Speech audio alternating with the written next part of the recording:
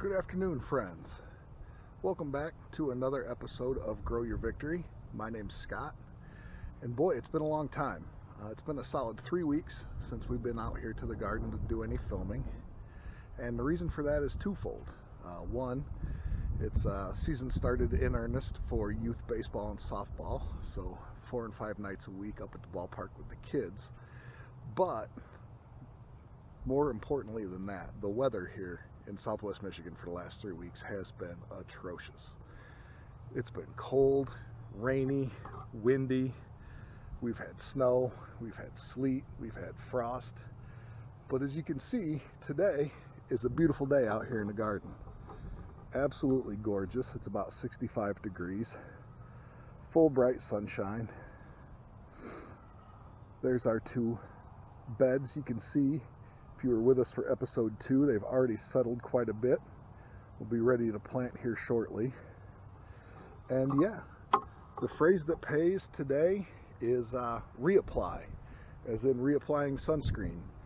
Something that we forgot to do yesterday at the ballpark, and so got pretty doggone cooked. But been on top of it so far today. Spring is here. It started yesterday, which was Saturday the 7th. And it's going to last until Tuesday, when it's supposed to be 86 degrees and summer starts. But project for today, to begin, is to put up our first trellis for climbing vegetables right in the gap in between these 2 gardens. So we've got this 16-foot cattle panel trellis. You can see we're going to mount it using some fence staples. We're going to support it with a couple of T-posts, and we'll bring you along for that whole process. We'll check the spacing and make sure that we like it, so that as we begin to add additional raised beds, we'll know whether or not to maintain that same spacing or go to something new. Thanks for joining us today on Grow Your Victory. Let's grow. Okay, gang, let me get a little closer here. You can see why we need the T-posts in place to support those, hold the bottoms where they are, and also provide that additional support. What I'm going to do next is attach each side to the bottom using fence staples. And let me show you what that process looks like. Alright, for those of you who don't know, these are what fence staples look like. You can see they're bent into a U shape. And what we're going to do is we're going to bang those in so that the U captures one of the strips of metal here. We're going to use that to pull that up tight and flush against the wood down here.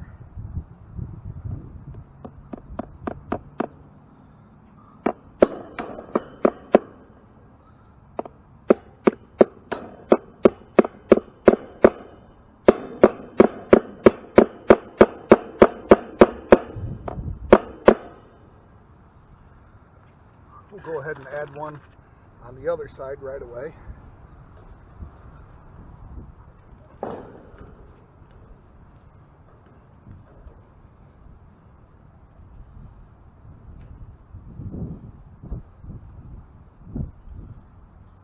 We'll demonstrate to the world how extremely right-handed we are.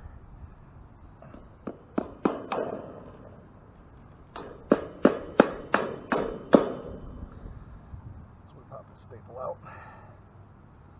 We'll edit that out. You guys will never know I had to restart this thing.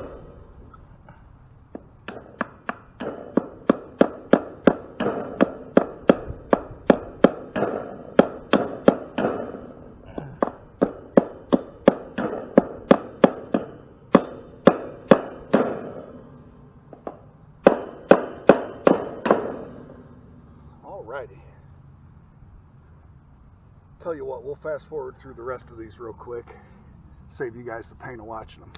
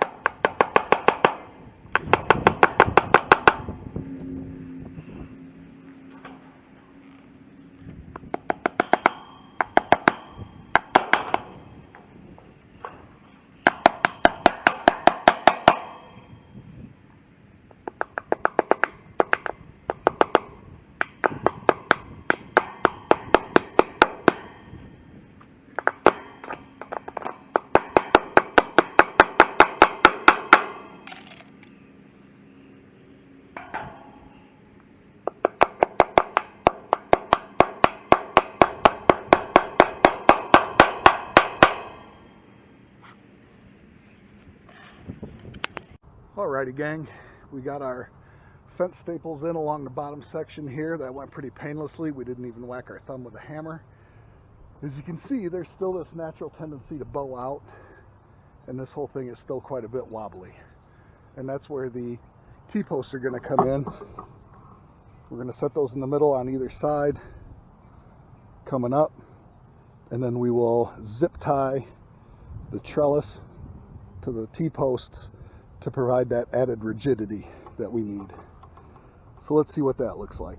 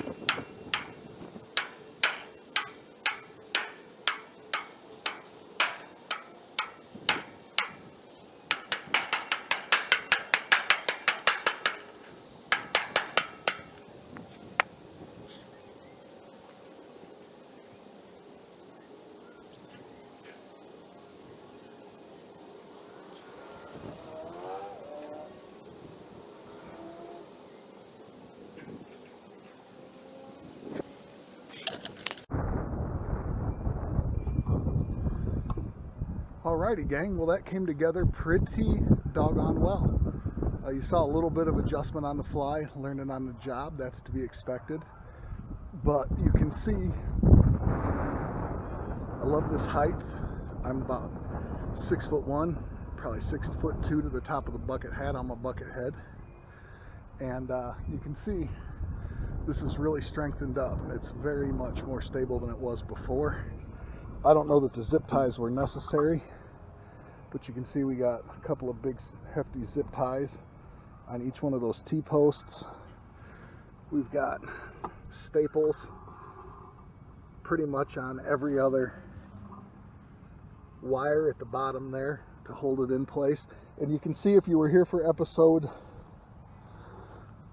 number 2, I think it was, where I talked about the width, you can see that with these panels, because we made it a little bit extra wide, that we come right out to the edge with our panel, but we don't go by it, and that's what I wanted.